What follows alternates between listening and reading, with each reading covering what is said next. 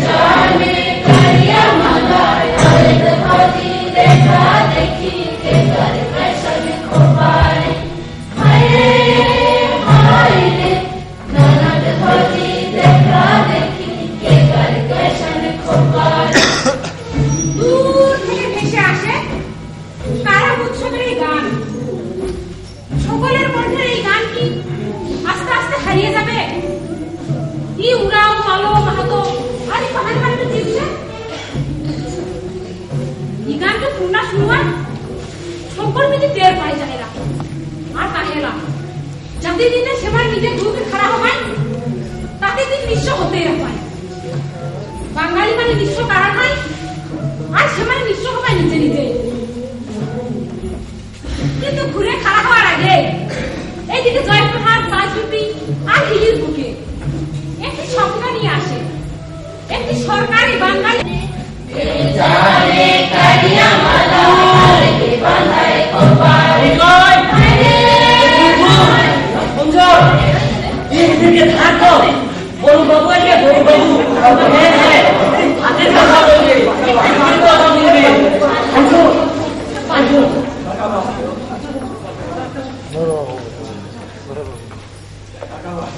আপনাদের মূল সমস্যা হলো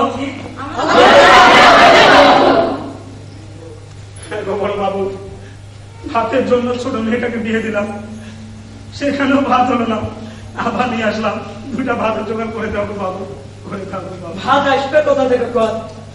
যুগে যুগে সব বেদখল হয়ে যাচ্ছে, চাষাবাস নেই, ভাত আসবে কোথা থেকে কোন বাবু? এই সারা বিশ্বেই দেখছি এই বেদখলের সমস্যা। যাদের যেখানে থাকার কথা সেখানে তারা কেউ থাকতে পারছে না। বলে ধীরে ধীরে বনের পশু পাখি এই পৃথিবী থেকে সবগুলো হারিয়ে যাচ্ছে। বাবু তিহামগর বাজা বাবু, সবাই আমরা হারি যাবো বাবু, তিহামগর বাজা বাবু। আপনারা কেউ হারাবেন না, প্রয়োজন আপনাদের পুনর্বাসন করা হবে। ওই যে আপনাদের ভিটার ফাঁকে ফাঁকে বাঙালিদের ভিটা বলে উঠেছে, এতে করে তো আপনাদের মাঝে সৌভাগ্য বাড়ছে না। আমি এসেছি আপনাদের কাছে একটা গুরুত্বপূর্ণ বিষয় জানা। পৃথিবীর সব দেশে এখন পরিবেশ রক্ষার কাজে নেমেছে। আমাদের পরিবেশের যে ভারসাম্য নষ্ট হয়ে গেছে সেটির মূল কারণ হচ্ছে আমরা আমাদের পশু পাখি ধ্বংস করে ফেলেছি, গাছপালা সব কেটে ফেলেছি। বাবু আমার ভাতের কথা কম, বাবু আমার জমির কথা কম। সেটাই তো বলছি,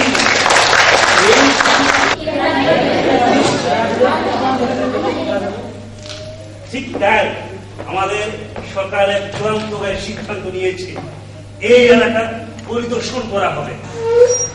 পরিবেশ রক্ষার জন্য অনেক বড় একটা চিড়িয়াখানা তৈরি করা হবে। সেখানে বিরল প্রজাতির পশু পাখি লালন পালন করা হবে। হ্যাঁ, তবে মনে রাখবেন, এই পশু পাখি আর জীবজন্তু না বাঁচলে পরিবেশ বাঁচবে, আর পরিবেশ না বাঁচলে আমরা বাঁচবো না, আপনারাও বাঁচবেন।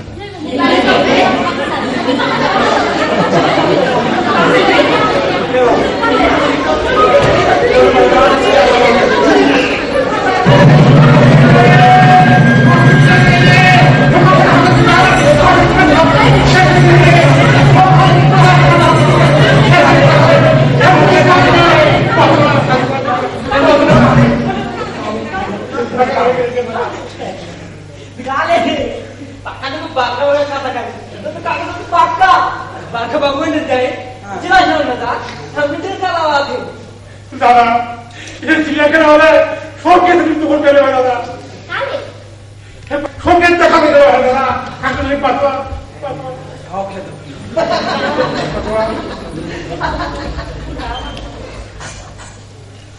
কালে রে কালে এখানে সবকে বাঁচাও না দিন কালে সদ্যকে দেখা গেলে তখন তো নেই আলে সঞ্জয় তোর ব্যক্তি গেলে তখন তো নেই আলে এখান নিজেকে খেয়ে যাচ্ছে তো সবকে বাঁচাও না আছে খুব বার্তা হয়ে যায় উঠাও উঠাও সরকারি আইনকে আরে ওটাও সরকারি আইন সরকারি আইন সঙ্গে লড়াই করবি রে দাদা এই চিড়িয়াখানা হলে আমি কোথায় দেবে দাদা তুমি আমাকে বাঁচাও দাদা দাদা এই দেশে লাইকে লাভ রেখে চালান উপার চালাবে আর কুছ না হোক এই মুরলে তো টাকা তো পাবে উপায় নাই মানে উপর একটু টাকা রাখলে লিপার দাঁড়ালে বাপকে বাপ সে দাদাকে দাদা দাদা এই কোথায় দেবে দাদা খালে রে আরে উঠালে তো ভালোই হতে না জায়গা পাবে আর যদি তুই নিয়ে যাবে যে রাই যাবে দাদা খালে রে খালে যে চিড়িয়াখানা होते अरे बहुत रकम के सांप पशु चारे जाते अरे शेमान सामने हमने और आई जावे नागपुर से आवाज नागनी है कि हमने चिड़ियाखाना में जगह तो होते अरे जगह तो होते जगह तो দাদা তুই পাগলের না দাদা এই যে পাগলের বল সময় না থেকে মিঠা হ্যাঁ এই শুনছো শোনা ছিলে এই চিড়িয়াখানার ভিতরে সরকারি খরচ থেকে বাইরে তোর বেটি শর্মিলা আর তোর জানি সন্ধ্যা দেখে যা রে আরে যা যা এই তো তোর বিটাকার চিন্তা নেই করে যাওয়া রে সবে যাওয়া রে যা এই কারমা কারমা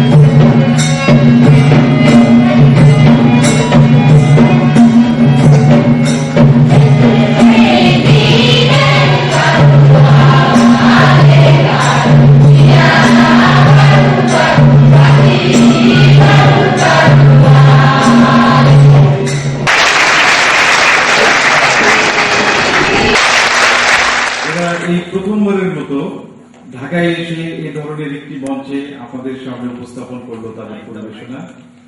আমরা তাদেরকে অভিনন্দন জানাতে চাই। আমরা খুব আনন্দিত যে আমাদের এই আয়োজনে বাংলাদেশের নাট্যাঙ্গন থেকে শুরু করে সাংস্কৃতিক আন্দোলনের সাথে যারা জড়িত আমাদের সেই সব শ্রদ্ধেয় ব্যক্তিত্বরা আমাদের পাশে আছেন। আমি শুরুতেই এই দলের প্রধান ডাক্তার দ্বিজেন্দ্রনাথ সরকারকে মঞ্চে আসতে অনুরোধ জানাচ্ছি। আমি একটি আয়োজনে যারা সার্বিক সহযোগিতা করেছিল সেই আয়োজকদের পক্ষ থেকে আমি অ্যাকশন এইডের কান্ট্রি ডিরেক্টর ফারাহ কবিরকে মঞ্চে আসতে অনুরোধ জানাচ্ছি।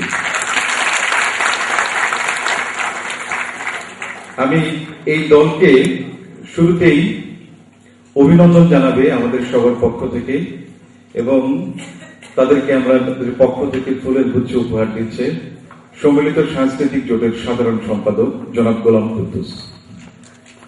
আমি এই দলের পক্ষ থেকে এই নাটকটি রচনায় যারা সহযোগিতা করেছেন স্ক্রিপ্ট লিখে কার্তিক দাকে সবার পক্ষ থেকে এই ফুল গ্রহণ করার জন্য অনুরোধ জানাচ্ছি।